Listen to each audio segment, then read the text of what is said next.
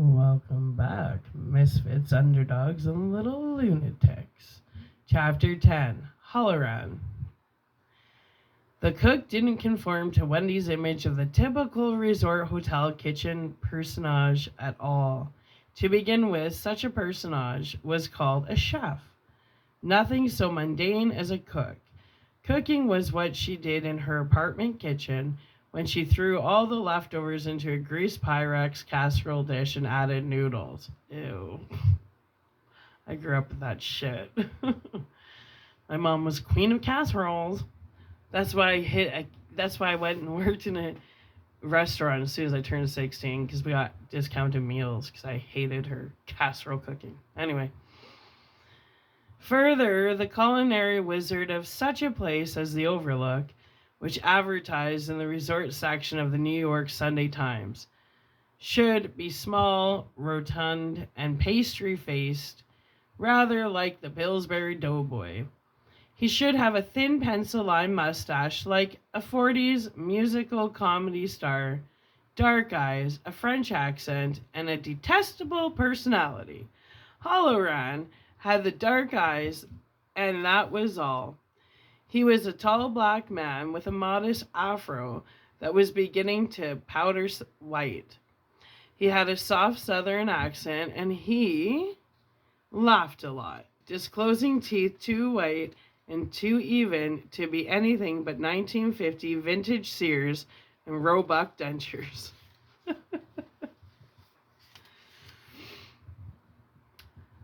Her own father had a pair, which he called Roebuckers, and from time to time he would push them out at her comically at the supper table.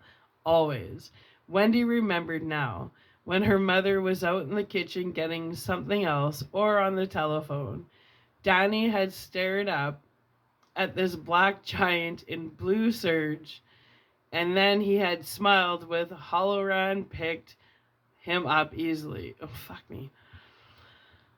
Let's try this again. Danny had stared up at this black giant in blue serge and then had smiled with when Halloran picked him up easily, set him in the crook of his elbow, and said, "You ain't gonna stay up here all winter." "Yes, I am," Danny said with a shy grin. "No, you're gonna come down to St. Pete's with me and learn to cook and go out on the beach every damn evening watching for crabs, right?" Danny giggled delightingly and shook his head. "No." Halloran set him down. "If you're gonna change your mind," Halloran said, bending over him gravely, "you better do it quick. 30 minutes from now and I'm in my car. 2.5 hours after that, I'm sitting at gate 32, non-course B, Stapleton International Airport in the mile-high city of Denver, Colorado.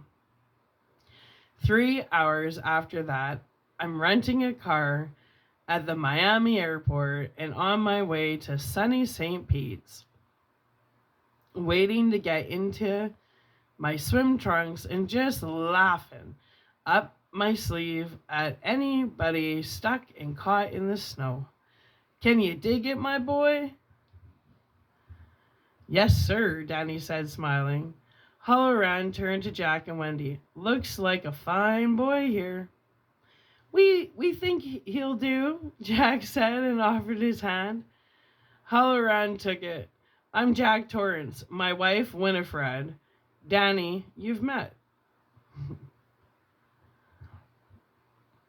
"And a pleasure it was. Ma'am, are you a Winnie or a Freddie?" Like Winifred? Winnie or Freddie? I get it. "I'm Wendy," she said, smiling. "Okay, that's better than the other two, I think. Right this way. Mr. Allman wants you to have the tour. The tour you'll get." He shook his head and said under his breath, "And won't I be glad to see the last of him." Halloran commenced to tour them around the most immense kitchen Wendy had ever seen in her life. It was sparkling clean. Every surface was coaxed to a high gloss. It was more than just big, it was intimidating. She walked at Halloran's side while Jack, wholly out of his element, hung back a little with Daddy.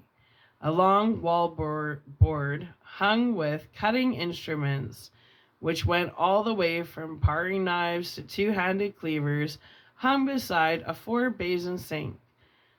There was a breadboard as big as their Boulder apartment's kitchen table, an amazing array of stainless steel pots and pans hung from the floor to ceiling, covering one whole wall. I think I'll have to leave a trail of breadcrumbs every time I come in, she said. Don't let it get you down, Halloran said. It's big, but it's still only a kitchen. Most of this stuff you'll never even have to touch. Keep it clean, that's all I ask. Here's the stove I'll be using, if I was you. There are 3 of them in all, but this is the smallest. Smallest? She thought dismally, looking at it. There were 12 burners, 2 regular ovens, and a Dutch oven, a heated well on top in which you could simmer sauces or bake beans, a broiler and a warmer, plus 1,000,000 dials and temperature gauges. All gas, Halloran said. You've cooked with gas before, Wendy? Yes, I love gas, he said, and turned on one of the burners. Blue flame popped into life, and he adjusted it down to a faint glow with a delicate touch. I like to be able to see the flame you're cooking with. You see where all the surface burner switches are? Yes. And the oven dials are all marked. Myself, I favor the middle one because it seems to heat the most even. But you use whichever one you like, or all 3 for that matter. A TV dinner in each one, Wendy said, and laughed weakly. Halloran roared, Go right ahead if you like. I left a list of everything edible over by the sink. You see it? Here it is, Mommy. Danny brought over 2 sheets of paper written closely on both sides. Good boy, Halloran said, taking it from him and ruffling his hair. You sure you don't want to come to Florida with me, my boy? Learn to cook the sweetest shrimp creole this side of paradise? Danny put his hands over his mouth and giggled and retreated to his father's side. You 3 folks could eat up here for a year, I guess, Halloran said. We got a cold pantry, a walk-in freezer, and all sorts of vegetable bins and 2 refrigerators. Come on and let me show you. For the first 10 minutes, Halloran opened bins and doors, disclosing food in such amounts as Wendy had never seen before. The food supplies amazed her, but did not reassure her as much as she might have thought. The Donner Party kept recurring to her, not with thoughts of cannibalism. With all this food, it would indeed be a long time before they were reduced to such poor rations as each other.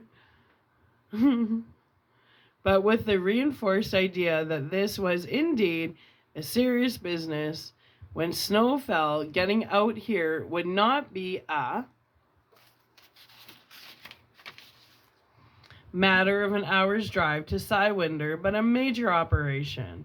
They would sit up here in this deserted grand hotel, eating the food that had left them like creatures in a fairy tale, and listening to the bitter wind around their snowbound eaves. In Vermont, when Danny had broken his arm, where Jack broke Danny's arm, she had called the emergency medic squad, dialing the number from the little card attached to the phone. They had been at the house only 10 minutes later. There were other numbers written on that little card. You could have a police car in 5 minutes and a fire truck in even less time than that, because the fire station was only 3 blocks away and 1 block over. There was a man to call if the lights went out. a man to call if the shower stopped up, a man to call if the TV went on the fritz. But what would happen up here if Danny had one of his fainting spells and swallowed his tongue? Oh God, what a thought. What if the place caught on fire? If Jack fell down the elevator shaft and fractured his skull? What if? What if we had a wonderful time? Now stop it, Winifred. Halloran showed them into the walk-in freezer first, where their breath puffed out like comic strip balloons. In the freezer, it was as if winter had already come. Hamburger in big plastic bags, 10 pounds in each bag, a dozen bags. 40 whole chickens hanging from a row of hooks in the wood-planked walls. Canned hams stacked up like poker chips, a dozen of them. Below the chickens, 10 roasts of beef, 10 roasts of pork, and a huge leg of lamb. You like lamb, Doc? Halloran said, grinning. I love it, Danny said immediately. He had never had it. I knew you did. There's nothing like 2 good slices of lamb on a cold night, with some mint jelly on the side. You got the mint jelly here too? Lamb eases the belly. It's a non-contentious sort of meat. From behind them, Jack said curiously, how did you know we call him Dog? Halloran turned around. Pardon? Danny, we call him Doc sometimes, like in the Bugs Bunny cartoons. Looks sort of like Doc, doesn't he? He wrinkled his nose at Danny, smacked his lips and said, what's up, Doc? Danny giggled and then Halloran said something. Sure you don't want to go to Florida, Doc? To him, very clearly, he heard every word. He looked at Halloran, startled and a little scared. Halloran winked solemnly and turned back to the food. Wendy looked from the cook's broad, serge-clad back to her son. He had the oddest feeling that something had passed between them, something she could not quite follow. You got 12 packages of sausage, 12 packages of bacon, Halloran said. So much for the pig. In this drawer, 20 pounds of butter. Real butter, Jack asked. The A number 1. I don't think I've had real butter since I was a kid back in Berlin, New Hampshire. Well, you'll eat it up here until Elo seems a treat. Halloran said and laughed. Over in this bin you got your bread, 30 loaves of white, 20 of dark. We try to keep racial balance at the Overlook. Don't you know? Now, I know 50 loaves won't take you through, but there's plenty of markings and fresh as butter than frozen any day of the week. Down here, you got your fish. Brain food, right, Doc? Is it, Mom? If Mr. Halloran says so, honey, she smiled.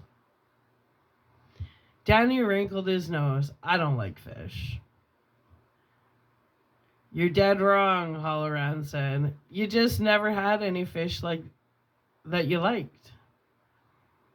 The fish here will like you fine. 5 pounds of rainbow trout, 10 pounds of turbo, 15 cans of tuna fish. Oh yeah, I like tuna. And 5 pounds of the sweetest tasting sole that ever swam in the sea. My boy, when next spring rolls around, you're gonna thank God. He snapped his fingers as if he had forgotten something. What's my name now? I guess it just slipped my mind. Mr. Halloran, Danny said, grinning. Dick to your friends. That's right. And you being a friend, you make it Dick. And he led them into the far corner. Jack and Wendy exchanged a puzzled glance, both of them trying to remember if Halloran had told them his first name. "And this here, I put in special," Halloran said. "Hope you folks enjoy it." "Oh, really? You shouldn't have," Wendy said, touched. It was a 20-pound turkey wrapped in a wide scarlet ribbon with a bow on top. "You gotta have your turkey on Thanksgiving, Wendy," Halloran said gravely. "I believe there's a capon back here somewhere for Christmas.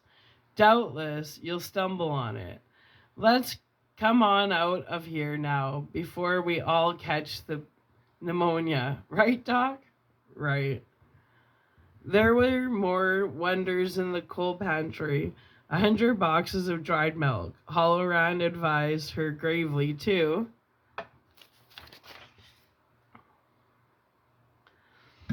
buy fresh milk for the boy inside winter as long as it was feasible. 5 12-pound bags of sugar, a gallon jug of blackstrap molasses, cereals, glass jars of rice, macaroni, spaghetti, ranked cans of fruit and fruit salad.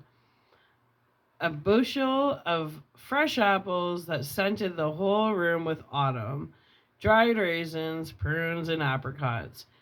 "You gotta be regular if you want to be happy," Halloran said, and pealed laughter at the coal pantry ceiling, where one old-fashioned light globe hung down on an iron chain, a deep bin filled with potatoes, and smaller caches of tomatoes, onions, turnips, squashes, and cabbages.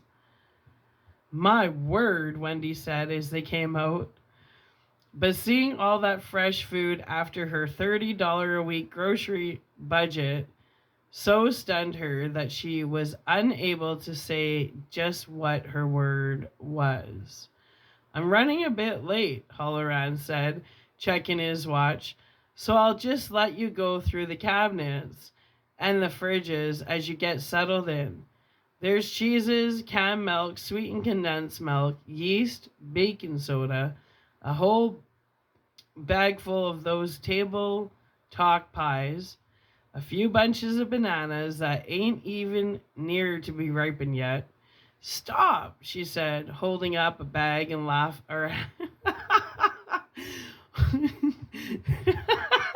Sorry, I get distracted. I got a download in the middle of this. "Stop," she said, holding up a hand and laughing. "I'll never remember it all. It's super, and I promise to leave the place clean."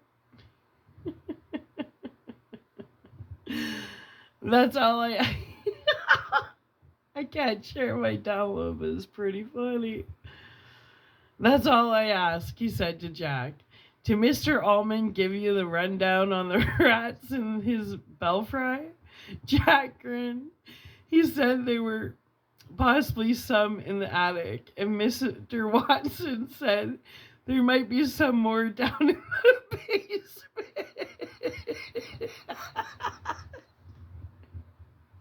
"There must be 2 tons of paper down there. But I didn't see any shredded, and if they've been using it to make nests." "That Watson," Halloran said, shaking his head in mock sorrow, "ain't he the foulest talking man you ever ran on?"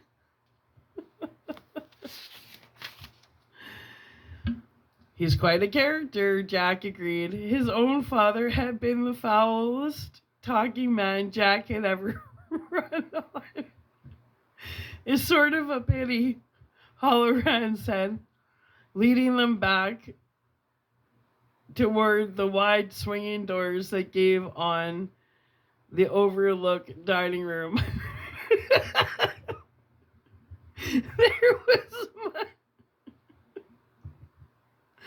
There was money in that family long ago. It was Watson's granddad.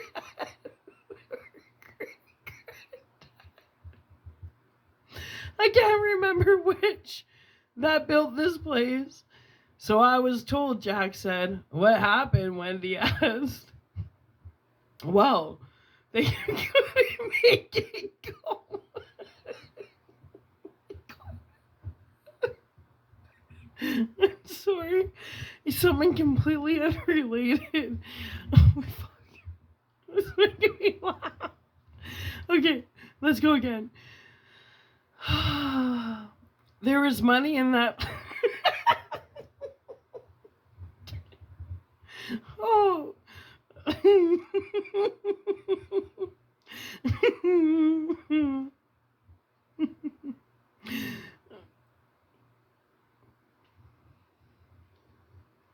Okay. There was money in that family long ago. It was Watson's granddad or great granddad, I can't remember which, that built this place. So I was told, Jack said. What happened? Wendy asked. Well, they couldn't make it go, Halloran said. Watson will tell you the whole story, twice a day if you let him.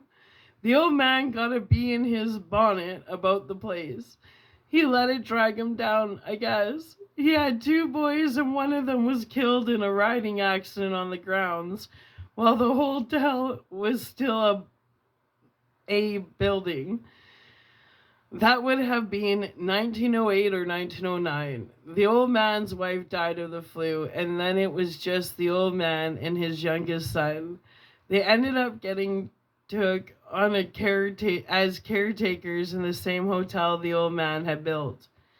It is sort of a pity, Wendy said. What happened to him? The old man, Jack asked. He plunged his finger into a light socket by mistake, and that was the end of him, Halloran said. Sometime in the early 30s, before the Depression closed this place down for 10 years. Anyway, Jack, I'd appreciate it if you and your wife would keep an eye out for rats in the kitchen as well. If you should see them, traps, not poison. Jack blinked. Of course. Who'd want to put rat poison in the kitchen? Halloran laughed derisively. Mr. Ullman, that's who. That was his bright idea last fall. I put it to him. I said, what if we all get up here next May, Mr. Ullman, and I serve the traditional opening night dinner, which just happens to be salmon in a very nice sauce, and everybody gets sick, and the doctor comes and says to you, Ullman, what have you been doing up here? You've got 80 of the richest folks in America suffering from rat poisoning. Jack threw his head back and bellowed laughter. What did Ullman say? Halloran tucked his tongue into his cheek as if feeling for a bit of food in there. He said, get some traps, Halloran. This time they all laughed, even Danny, although he was not completely sure what the joke was, except it had something to do with Mr. Ullman, who didn't know everything at all. The 4 of them passed through the dining room, empty and silent now, with its fabulous western exposure on the snow-dusted peaks. Each of the white linen tablecloths had been covered with a sheet of tough, clear plastic. The rug, now rolled up for the season, stood in one corner like a sentinel on guard duty. Across the wide room was a double set of bat-wing doors, and over them an old-fashioned sign lettered in gilt script, the Colorado Lounge. Following his gaze, Halloran said, if you're a drinking man, I hope you brought your own supplies. That place is baked clean. Sorry.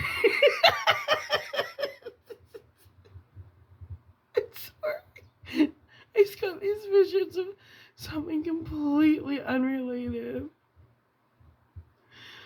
Oh.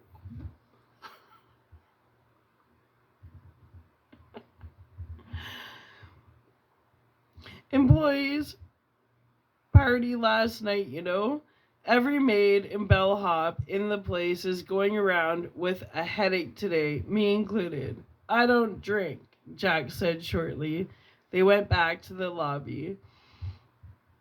It had cleared greatly during the half hour they'd spent in the kitchen. The long main room was beginning to take on the quiet, deserted look that Jack supposed they would become familiar with soon enough. The high-backed chairs were empty. The nuns, who had been sitting by the fire, were gone, and the fire itself was down to a bed of comfortably glowing clothes. Wendy glanced out into the parking lot and saw that all but a dozen cars had disappeared. She found herself wishing they could get back in the VW and go back to Boulder or anywhere else. Jack was looking around for Almond, but he wasn't in the lobby. A young maid with her ash blonde hair pinned up on her neck came over. "Your luggage is out on the porch, Dick." "Thank you, Sally." He gave her a peck on the forehead. "You have yourself a good winter. Getting married, I hear?" He turned to the Torrances as she strolled away, backside twitching pertly. "I've got to hurry along if I'm going to make that plane. I want to wish you all the best. Know you'll have it." "Thanks," Jack said. "You've been very kind. I'll take good care of your kitchen," Wendy promised again. "Enjoy Florida." "I always do," Halloran said. He put his hands on his knees and bent down to Danny. "Last chance, guy. Want to come to Florida?" "I guess not," Danny said, smiling. "Okay. Like to give me a hand out to my car with my bags?" "If my mommy says I can." "You can," Wendy said, "but you'll have to have that jacket buttoned." She leaned forward to do it, but Halloran was ahead of her, his large brown fingers moving with smooth dexterity. "I'll send him right back in," Halloran said. "Fine," Wendy said, and followed them to the door. Jack was still looking around for Almond. The last of the Overlook's guests were checking out at the desk. Okay. I need to take a little break and process the download that keeps going through my head because I can't concentrate. I'm trying to read The Shining and I'm laughing my ass off. So I'm going to take a break and upload this and get rid of the giggles because The Shining isn't a laughing matter. I'm really fucking up the tone here. Anyways, we'll upload this and I'll be back in a bit, you little lunatics. Bye for now.